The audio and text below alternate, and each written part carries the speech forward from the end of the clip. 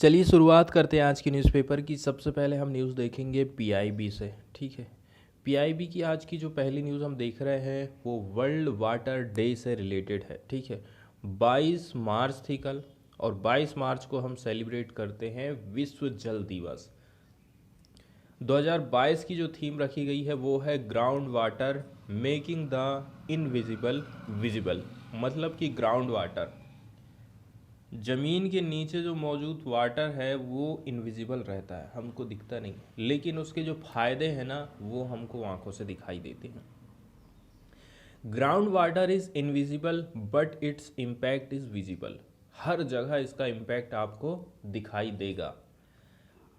Out of sight under our feet, ground water is a hidden treasure that enriches our life. ठीक है, हमारे ज़मीन के नीचे एक छिपा हुआ खजाना है जो हमारे जीवन को क्या करता है, इनरिच करने का काम करता है। Almost all of the liquid fresh water in the world is ground water. पूरे दुनिया भर में जहाँ पर भी आपको लिक्विड फ्रेश वाटर दिख रहा है वो क्या है, वो ग्राउंड वाटर है। बताया जा रहा है कि as climate change gets worse, जैसे जैसे क्लाइमेट चेंज और भी ज़्यादा कैसा होते जाएगा, वर्स कंडीशन में होते जाएगा, ground water will become more and more critical. और ग्राउंड वाटर भी प्राप्त करना आपको या फिर उसकी पहुंच पाना बहुत मुश्किल हो जाएगा। We need to work together to sustainably manage this precious resource. सबको मिलकर के एक साथ आना है और सस्टेनेबली इसको मैनेज करना है। Ground water may be out of site but it must not be out of mind. Out of site हो सकता है लेकिन आउट ऑफ माइंड नहीं होना चाहिए।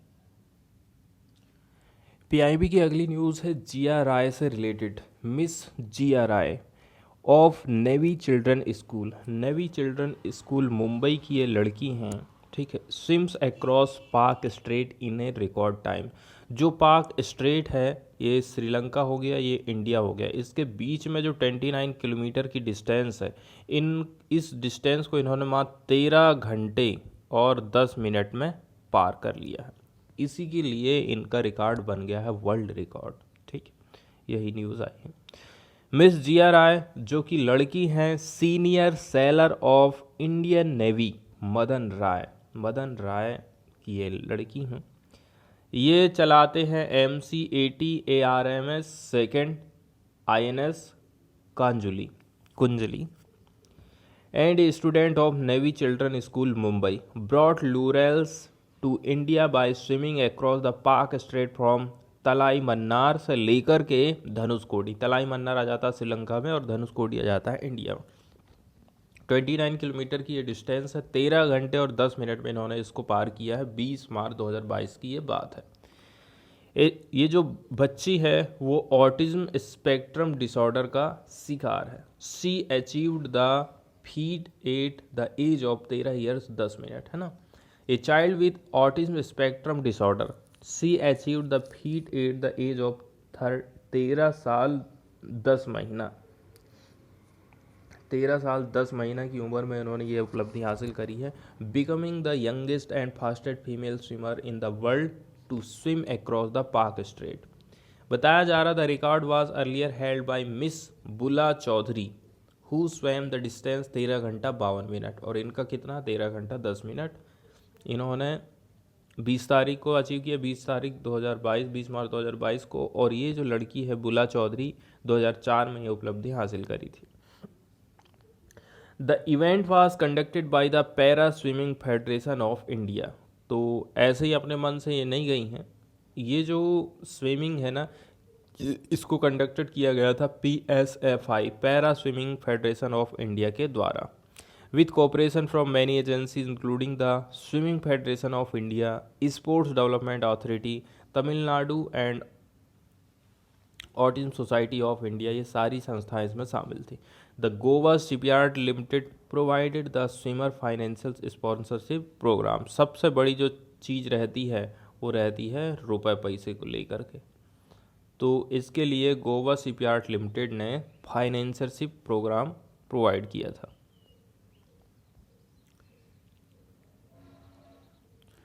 ये पिक्चर देख रहे हैं, यही पिक्चर है जिया राय का, मिस जिया राय।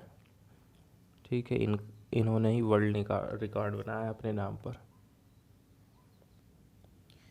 इसके बाद वाली जो न्यूज़ है वो कोई खास न्यूज़ तो नहीं है, फिर भी नीति आयोग का उल्लेख यहाँ पर किया गया है, तो हम नीति आयोग को देख लेते हैं। ठीक है, हम समझने की कोशिश करेंगे कि नीति आयोग योजना आयोग से किस प्रकार से भिन्न है, तब अच्छी तरह से हम जान पाएंगे कि नीति आयोग आखिर है क्या चीज़। यदि हम प्लानिंग कमीशन की बात करें तो enjoyed the powers to allocate funds to ministries and state government। Planning commission का काम था कि यदि मेरे पास प्लानिंग कमीशन के पास 100 रुपये है तो उस 100 रुपया को वो अलग अलग मिनिस्ट्री में एलोकेट करेगा, स्टेट गवर्नमेंट को बांटने का काम करेगा। वहीं नीति आयोग की बात करें, to be an advisory body, यह एक प्रकार का एडवाइजरी बॉडी है या फिर एक प्रकार का थिंक टैंक है जो कि सलाह देने का काम करता है। The powers to allocate funds might be vested in the finance ministry. पैसा देने का काम कौन करेगी? फाइनेंस मिनिस्ट्री करेगी। सेकेंड बात कही जाती है, the last commission had 8 full time members. Last का जो कमीशन था उसके 8 फुल टाइम मेंबर थे।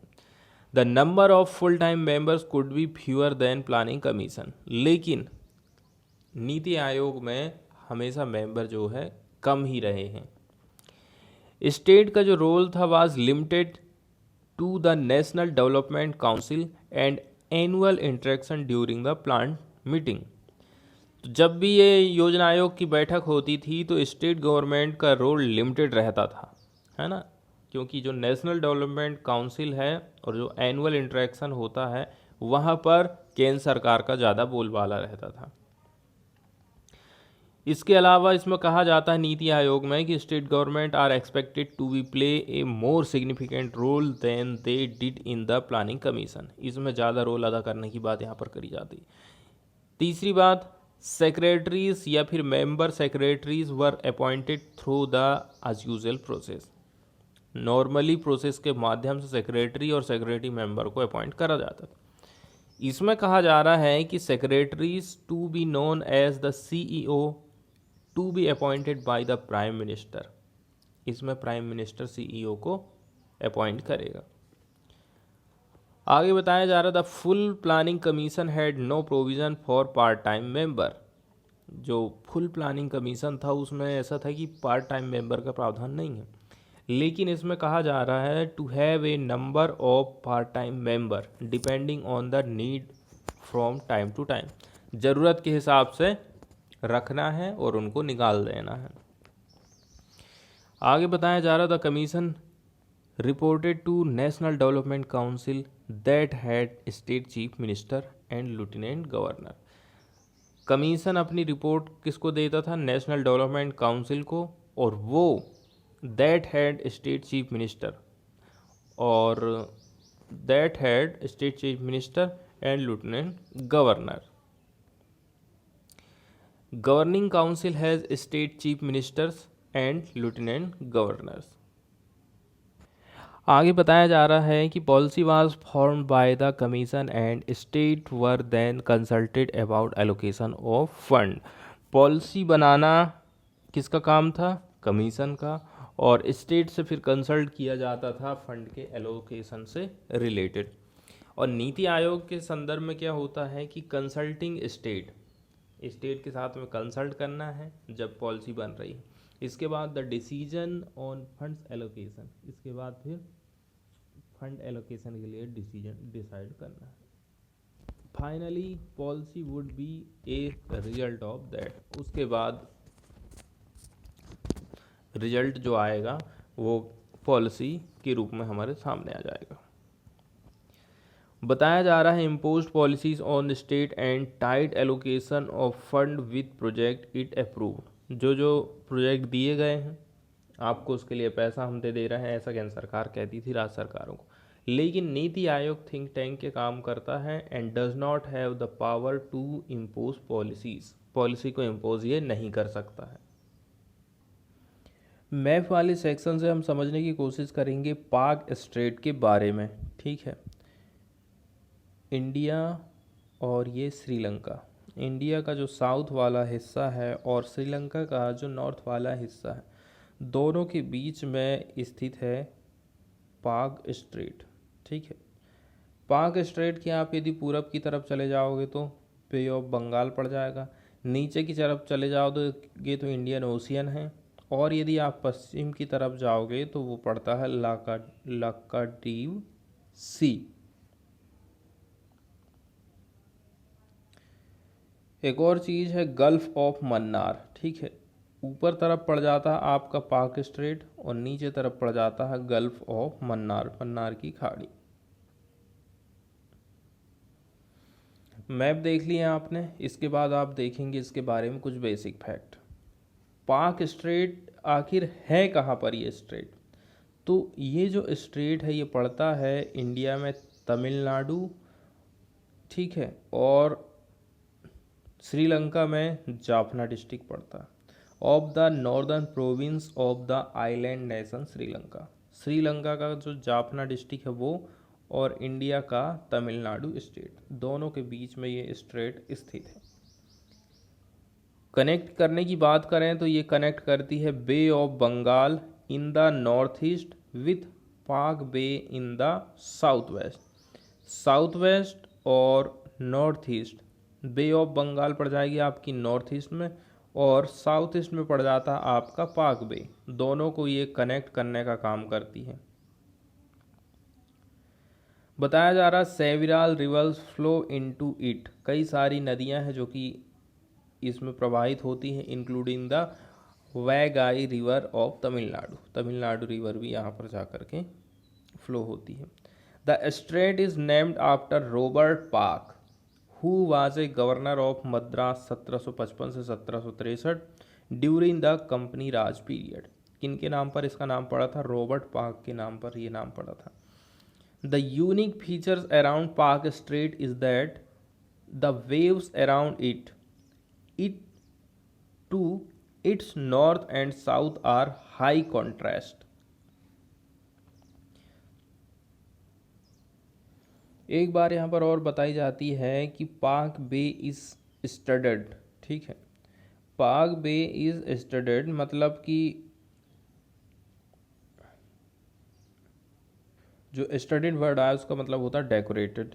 At its southern and with A chain of low island. जो लो आइलैंड है उसकी चेन हमको देखने को मिलेगी। And a reef shoals that are collectively called Adam's bridge. हमें ऐसा लगता है कि ये ब्रिज जैसे दिख रहे हैं। यहाँ सॉल वर्ड आया है।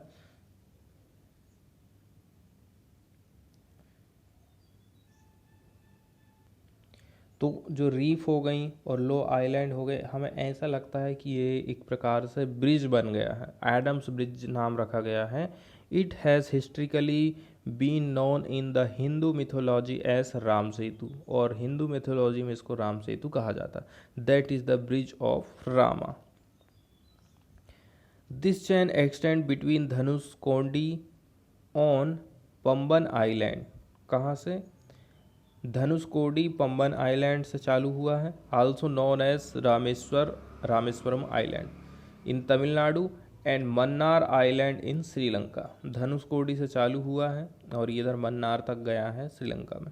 The island of Rameswaram is linked to the Indian mainland by the Pamban bridge.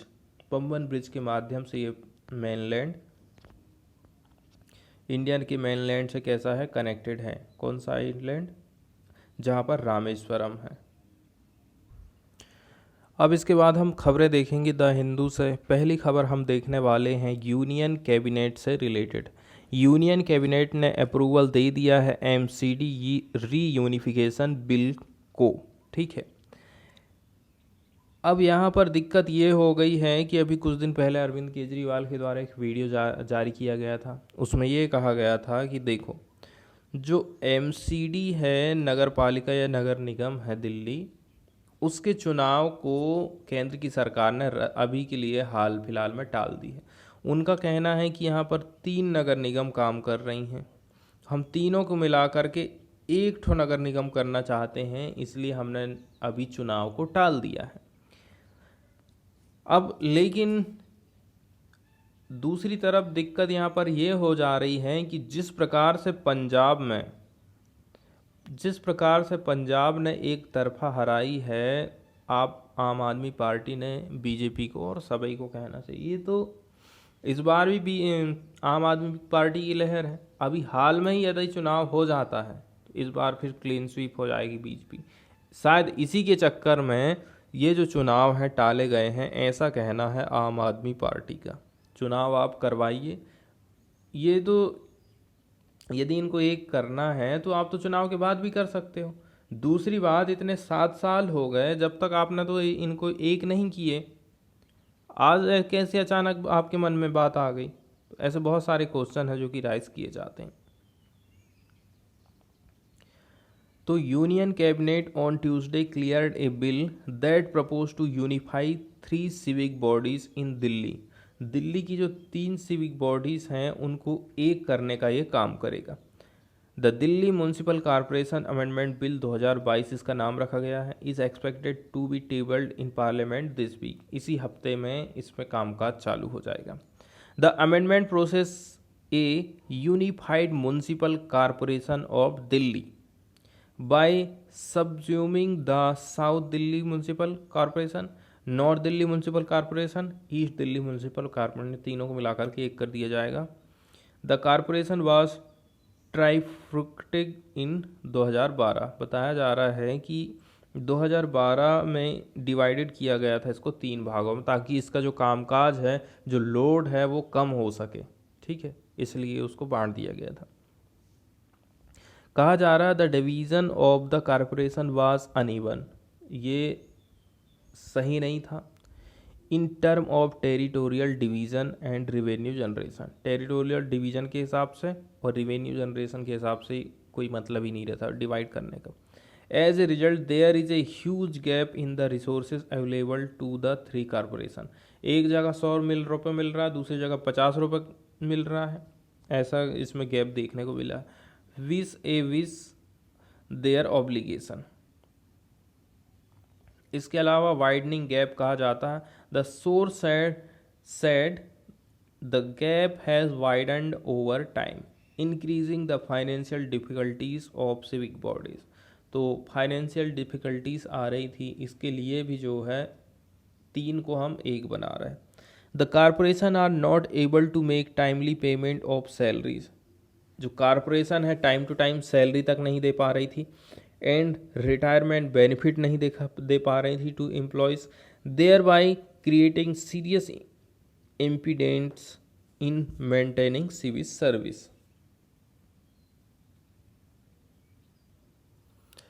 Next news हम देखने वाले हैं एंटी कन्वर्जन बिल से रिलेटेड। बहुत ज़्यादा जानकारी तो यहाँ पर नहीं दी गई है, लेकिन बताया जा रहा है अपोजिशन के विरोध के बावजूद इस बिल को क्लियर कर दिया गया है। Anti conversion bill cleared amid opposition walkout in Haryana. ठीक है, अगली न्यूज़ हम देखने वाले हैं मुल्ला पेरियार डैम से रिलेटेड। जो कि ये जो डैम है इसकी लोकेशन है केरला में, लेकिन इसको ऑपरेट किया जाता है तमिलनाडु के द्वारा। फॉलोइंग एन 1886 लीज इंडेंचर, 1886 में इसको लीज पर लिया गया था 999 साल के लिए। The Periyar lake lease agreement नाम इसका रखा गया था। That was signed between Maharaja of Travancore and the secretary of state India for the Periyar irrigation work, ताकि जो सिंचाई वाला काम हो सके। इसको कंस्ट्रक्ट किया गया था 1887 एंड 1895 के बीच में। The dam redirected the river to flow toward the Bay of Bengal. ठीक है, जो पानी रिवर का पानी है वो बे ऑफ बंगाल की तरफ फ्लो हो, ऐसा इस हिसाब से इसको बनाया गया था। इंस्टीड ऑफ अरेबियन सी की तरफ ना जाए। And provide water to arid rain region of Madurai in Madras Presidency. Madras Presidency में जो मदुरई है वहाँ पर सिंचाई के लिए इसका पानी यूज़ किया जाएगा। तो the dam is located on the confluence of the Mullayar and Periyar rivers in Kerala's Idukki district. कहाँ पर इसकी लोकेशन है? मुलियार और पेरियार रिवर्स केरल के इडुक्की ज़िले में। एक्सप्लेनर वाले पेज पे जाते हैं और देख लेते हैं नेशनल लैंड मोनेटाइजेशन कॉरपोरेशन से रिलेटेड, शॉर्टकट में इसको हम कहते हैं NLMC। ठीक है, तो इसको सेटअप किया गया है केंद्र सरकार के द्वारा। तो आखिर इसको सरकार ने क्यों स्थापित करी है और किस प्रकार से ये रेवेन्यू जनरेट करेगा और एम्प्लॉयमेंट प्रदान करेगा, ये सारी चीज़ें हम देखेंगे। The NLMC will be a firm fully owned by the government to carry out the monetization of government and public sector asset। तो गवर्नमेंट और जो पब्लिक सेक्टर का एसेट है उससे पैसा बनाने का काम ये फर्म करने वाली है। ये इसको पूरी तरह से सरकारी रहेगी। There are difference reason why the government monetise its asset. कई सारे ऐसे रीजन हैं कि क्यों आखिर सरकार आपके पास जो एसेट है उसको मोनेटाइज करना चाहती। One of them is to create new source of revenue का नया सोर्स जनरेट करना। दूसरा है unlock the potential of unused and under used asset by involving institutional investor या फिर प्राइवेट प्लेयर। इसमें इन्वॉल्व किया जाएगा इंस्टीट्यूशनल इन्वेस्टर को या फिर प्राइवेट प्लेयर को। ठीक है, ताकि जो अनयूज्ड और अंडर यूज एसेट है उसकी पोटेंशियल को हम अनलॉक कर सकें। Monetisation is also done to generate capital to future asset creation. कहा जा रहा है ये जो है ना फ्यूचर एसेट क्रिएट भी करने का काम करेगा। According to the economic survey 2021 by CPSE central public sector enterprises, जिनको हम पब्लिक सेक्टर सार्वजनिक क्षेत्र के उपक्रम कहते हैं, कंपनियां कहते हैं ना, हैव पुट नियरली 3400 एकड़ ऑफ लैंड, इतनी ज़मीन इनके पास है, on the table for potential monetisation, और यहाँ से आप पैसा कमा सकते हो। In term of government land the railway and defence ministries on the bulk of majority. सबसे ज़्यादा ज़मीन रेलवे और डिफेंस मिनिस्ट्री के पास में है। पहला क्वेश्चन यहाँ पर उठाया जाता है कि आखिर NLMC क्या चीज़ है और कौन से काम ये करेगी। The land monetisation corporation will be a firm. एक प्रकार से आप इसको फर्म या फिर कंपनी कह सकते हो, पूरी तरह से सरकारी रहेगी। ये कैरी आउट करेगी monetisation of government and public sector asset in the form of surplus unused and under used land asset. तो जो पब्लिक सेक्टर की कंपनियां हैं उनके पास जो अनयूज्ड ज़मीन है, अंडर यूज्ड ज़मीन है, वो एसेट के रूप में है, वहाँ से कैसे पैसा अपन कमा सकते हैं, मोनेटाइज कर सकते हैं, ये काम करेगी ये company. It will fall under the administrative jurisdiction of the ministry of finance and will be set up with an initial authorised share capital of 5000 crore and paid up capital रहेगी 150 करोड़। यहाँ एक वर्ड यूज़ किया गया है authorised capital of stock. तो देखो, the maximum number of share a company is legally allowed to issue या फिर offer based on its corporate charter. कितने मैक्सिमम रुपए तक की ये शेयर जारी कर सकती है? तो 5000 करोड़ तक के। ठीक है, एक वर्ड यूज़ किया गया है पेड अप कैपिटल, इसको भी हम समझ लेते हैं। बहुत ही आसान है, यदि शब्दों में आप जानने की इसको कोशिश करोगे तो देखिए, ये एक गिलास है, गिलास में टोटल कितना पानी आ सकता है? Authorised capital like the container that hold water, कितना पानी वो उसके अंदर आ सकता है, इतना सारा पानी इसके अंदर आ सकता है, ये पूरा कह जाएगा ऑथराइज्ड कैपिटल। ठीक है, लेकिन यदि आपने इसमें पानी इतना ही भरे हो तो इसको आप क्या कहोगे? Paid up capital. मान के चलो मुझे 50 रुपये का शेयर जारी करना था, ठीक, इतनी मेरी कैपेसिटी है, लेकिन मुझे 40 रुपये ही प्राप्त हुआ है, तो ये मेरा क्या कहलाएगा? ये पेड अप कैपिटल कहला जाएगा। Paid up capital is like water in the container, गिलास में कितना पानी बचा। It is the amount of shares the company has issued to its share holder. इन्हें 40 रुपये के शेयर कंपनी ने जारी करिए शेयर होल्डर्स को। The company has the capacity to issue more share up to authorise capital of company, लेकिन मैं 50 रुपये तक के शेयर जारी कर सकता हूँ, क्योंकि 50 रुपये तक का पानी इस गिलास में आ जाएगा। आगे कहा जा रहा है ऐसी कंपनियां जिनको सरकार बेच रही है या बेचने वाली है, तो उनकी ज़मीन कभी यूज़ ये कंपनी करेगी। ठीक है, इसके अलावा बताया जा रहा है, देखो, the surplus land and building asset of such enterprises are expected to be transfer to NLMC which will then hold, manage and monetise them. Official statement की बात करें, released after a recent cabinet meeting chaired by prime minister Narendra Modi, the setting of the NLMC will speed up the closure process of CPSE and smoothen the strategic disinvestment process. तो देखो, केवल पैसा कमाना इसका उद्देश्य नहीं है। The NLMC will act as an advisory body, ये सलाह देने का काम भी करेगी, and support other government entities and CPSEs in identifying their surplus non core asset. कहाँ पर है कहाँ नहीं है ये भी नज़र रखते रहेगी, and monetizing them in an efficient and professional manner, maximizing the scope of value realization।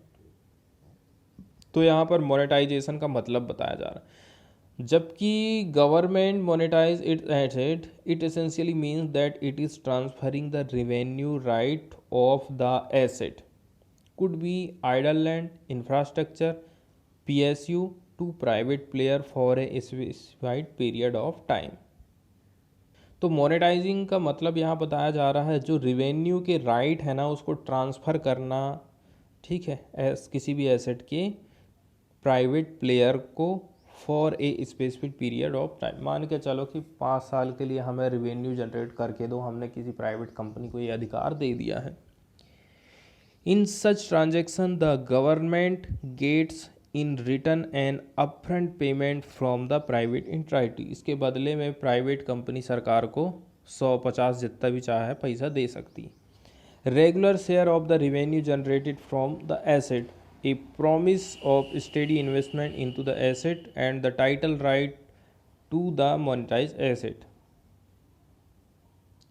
कामकाज ये कैसे करके करेगी? तो सबसे पहली बात है यहाँ पर जो वर्कर है ना वो काफ़ी अनुभव वाले चाहिए। The firm will hire professionals from the private sector, private sector से ये प्रोफेशनल को हायर करेंगे मेरिट बेस अप्रोच पर, similar to other specialised government companies जैसे कि national investment and infrastructure fund से, इन्वेस्ट इंडिया से, यहाँ से ये वर्कर को हायर करने वाले हैं। This is because asset monetisation of real estate require expertise in value of property, valuation of property, market research, investment banking, land management, legal diligence and other related skill की ज़रूरत पड़ती है। आगे कहा जा रहा है NLMC अंडरटेक करेगी monetisation as an agency function and is expected to act as directory of best practice in land monetisation. Challenges की यहाँ पर बात करी जाती है, what are the possible challenges from NLMCs।